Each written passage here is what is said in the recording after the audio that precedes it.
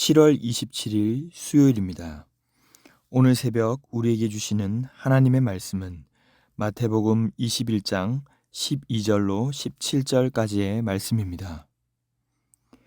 예수께서 성전에 들어가사 성전 안에서 매매하는 모든 사람들을 내쫓으시며 돈 바꾸는 사람들의 상과 비둘기 파는 사람들의 의자를 둘러 엎으시고 그들에게 이르시되 기록된 바 내 집은 기도하는 집이라 일컬음을 받으리라 하였거늘 너희는 강도의 소굴을 만드는도다 하시니라. 맹인과 전언자들이 성전에서 예수께 나아오매 고쳐주시니 대제사장들과 서기관들이 예수께서 하시는 이상한 일과 또 성전에서 소리질러 호산나 다윗의 자손이여 하는 어린이들을 보고 노하여 예수께 말하되 그들이 하는 말을 듣느냐. 예수께서 이르시되 그렇다. 어린 아기와 젖먹이들의 입에서 나오는 찬미를 온전하게 하셨나이다 함을 너희가 읽어본 일이 없느냐 하시고 그들을 떠나 성 밖으로 베다니에 가서 거기서 유하시니라. 마침내 사람들의 환호를 받으며 예수님은 예루살렘에 입성하셨습니다.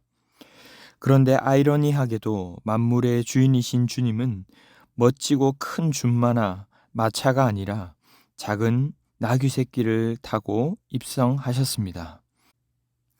이것은 구약에서 하나님이 말씀하신 것을 이루고자 함이며 정치적 메시아가 아닌 세상을 섬기는 겸손한 왕으로 오셨다는 것입니다.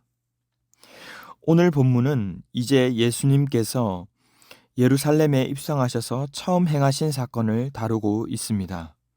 12절에 예수께서 성전에 들어가사 성전 안에서 매매하는 모든 사람들을 내쫓으시고 돈 바꾸는 사람들의 의자를 둘러 엎으시고 나귀 새끼를 타셨던 온유하고 겸손한 예수님이 그것도 제사를 드리는 성전 안에서 이토록 화를 내시는 모습은 매우 생소합니다.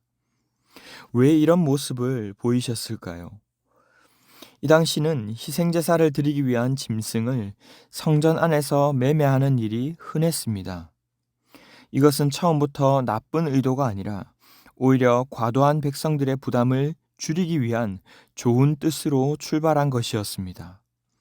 먼 곳에서부터 예루살렘까지 제물로 드릴 짐승을 끌고 오다가 혹여나 흠이 생기면 다시 새로운 제물을 구하기 어려웠기 때문에 백성들의 곤란함을 막고자 성전 안에서 흠 없는 짐승을 팔도록 한 것입니다.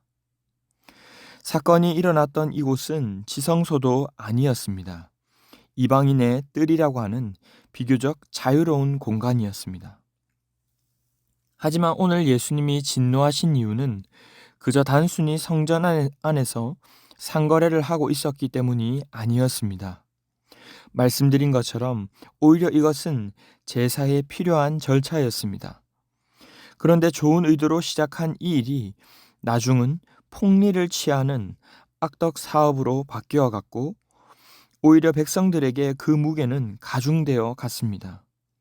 하나님을 사랑하고 이웃을 사랑하라는 본질을 잃어버리게 된 것입니다. 하나님께 영광을 드리고 하나님을 영화롭게 해야 할 제사가 내 주머니를 채우고 나의 만족과 유익을 위한 것으로 전락해버리자 요한복음 2장 19절에서는 같은 사건에서 예수님이 하신 말씀을 이렇게 표현합니다. 이 성전을 헐라 그리고 사흘 만에 짓겠다라고 하십니다. 이 무슨 해괴한 망언인가 라고 유대인들은 생각했지만 예수님은 요한복음 2장 21절에서 이것이 바로 성전된 예수님의 육체를 가리킨 것이라고 말씀하고 있습니다. 예수님이 왜 이런 제사 제도와 구약 율법이 명한 성전 제도를 부정적으로 대할 수밖에 없었는지 예수님은 구약의 말씀을 들어 말씀하십니다. 이사야서 56장 7절 말씀을 인용하여 내 집은 기도하는 집이라. 예레미야 7장 11절 말씀에 너희는 강도의 소굴을 만든다라는 것이죠. 하나님은 그저 제사 드리는 곳이라고 하지 않으시고 성전을 모든 사람, 이 만민이 기도하는 곳이라고 표현하셨습니다. 제사 자체가 목적이 아니라 이를 통해 하나님께 더 가까이 나아가고 이웃을 사랑하고 섬기는 온전한 하나님의 사람이 되기를 원하신다는 것이죠.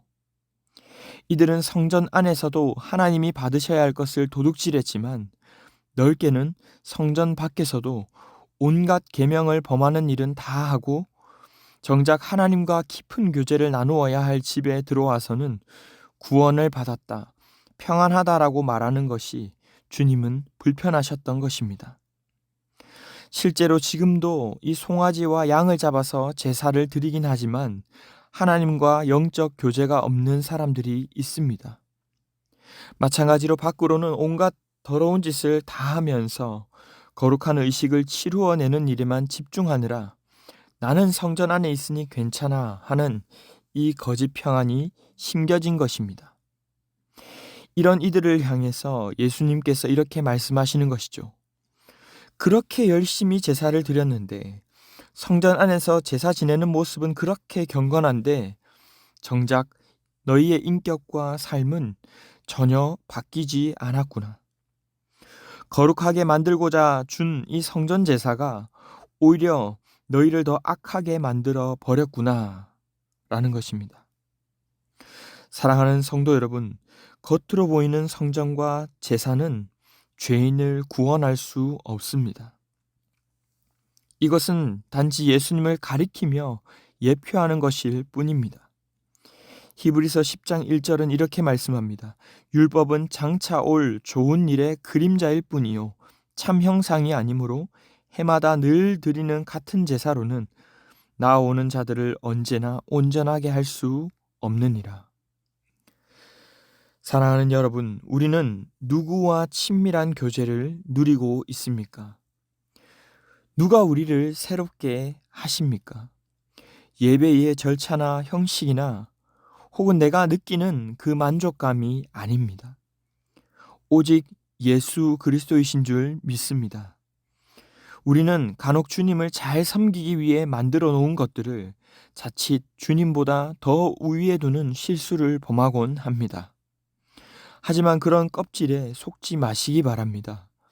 나의 어떤 신앙적 행위도 주님과의 인격적 만남에 기초하고 있는 것인가 돌아봐야 합니다. 혹 우리가 원하는 그 어떤 것과 주님의 영광을 바꾸고 있다면 그 역시 장사하는 것이요 강도의 소굴을 만드는 일이 될 수 있습니다.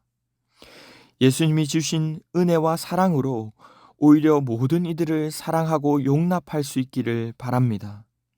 직분, 신앙의 연수, 훈련 경력과 같은 우리의 옛 성전을 다 벗어버리고 예수 그리스도 새 성전에 남녀노소 지위 빈부를 막론하고 모두가 한 가족으로 세워져 가는 은혜가 있기를 축복합니다.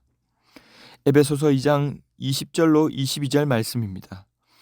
너희는 사도들과 선지자들의 터 위에 세우심을 입은 자라 그리스도 예수께서 친히 모퉁이 돌이 되셨느니라.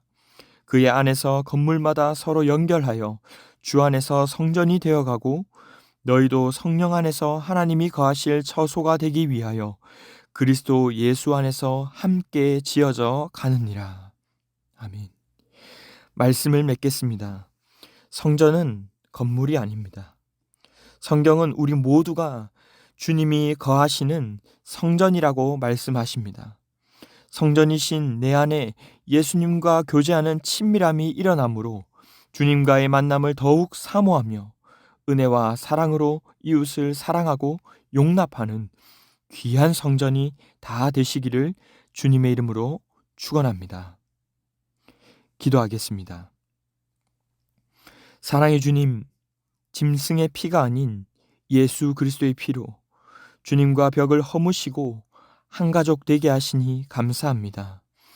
오늘도 그 은혜에 의지하여 나아가게 하시고 우리의 관습과 직분이 아닌 하나님의 자녀로 거룩한 주님의 성전으로 살아갈 수 있도록 은혜를 베풀어 주시옵소서. 주님과 늘 친밀한 교제가 끊이지 않게 하시고 어려운 가운데 있는 분들을 지나치지 않고 다 함께 사랑하고 섬기는 삶이 우리의 예배가 되게 하여 주시옵소서. 오늘도 우리의 연약함을 도우시며 우리와 함께 하실 줄 믿사오며 이 모든 말씀 존귀하신 예수님의 이름으로 기도하옵나이다. 아멘. 이 시간 함께 기도하실 때 주신 말씀을 붙들고 기도하시고 주간 기도 제목을 따라 전도와 선교를 위해 기도하겠습니다. 신부산 교회가 부산 지역에 죽어가는 영혼을 살리는 교회 되도록, 영혼을 품고 기도하며 전도하는 교회가 되도록 우리 교회가 후원하는 선교사님들과 또 세계 선교를 위해서도 기도해 주시기 바랍니다. 특별히 지금도 전쟁 가운데 고통하고 신음하고 있는 이들에게 회복을 주시고 이번 주 있을 유치부, 유년부, 초등부 성경학교에 큰 은혜 주시도록 합심 제목과 개인적인 제목으로 기도하도록 하겠습니다. 함께 기도하겠습니다.